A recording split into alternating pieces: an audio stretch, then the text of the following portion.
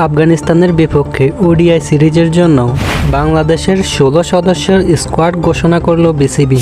৩ ম্যাচের এই ওয়ানডে সিরিজের প্রথম ম্যাচ ৮ই অক্টোবর, দ্বিতীয় ম্যাচ ১১ই অক্টোবর এবং শেষ ম্যাচ ১৪ই অক্টোবর।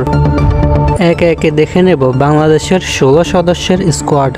এই তালিকায় ১ নম্বরে রয়েছে ক্যাপ্টেন মেহেদী হাসান মিরাজ, নাম্বার ২ বাঁহাতি ব্যাটার নাঈম শেখ, ৩ বাঁহাতি ব্যাটার নাজমুল হোসেন শান্ত, ৪ বাঁহাতি ব্যাটার শামীম পাটোয়ারি, ৫ বাঁহাতি ব্যাটার তানজিদ হাসান তামিম, ৬ নম্বরে খেলবেন ডানহাতি ব্যাটার তাওহিদ হৃদয়, ৭ নম্বরে রয়েছে ডানহাতি ব্যাটার এবং স্পিন বোলার সাইফ হাসান, ৮ নম্বরে থাকবেন ডানহাতি ব্যাটার এবং wicket keeper Zaker Ali, number ৯-এ থাকবেন wicket keeper batter Nurul Hasan Sohan, ১০ নম্বরে থাকবেন ডানহাতি ফাস্ট বোলার হাসান মাহমুদ, ১১ নম্বরে থাকবেন বাঁহাতি ফাস্ট বোলার মুস্তাফিজুর রহমান, ১২ নম্বরে থাকবেন ডানহাতি ফাস্ট বোলার নাহিদ রানা, ১৩ নম্বরে থাকবেন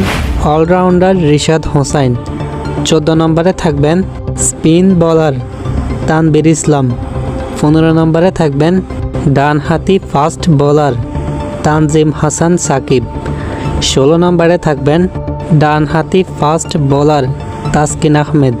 এই ছিল আফগানিস্তানের বিপক্ষে বাংলাদেশের ওয়ানডে স্কোয়াড। আপনার মতে এই স্কোয়াডে কাকে রাখা উচিত ছিল?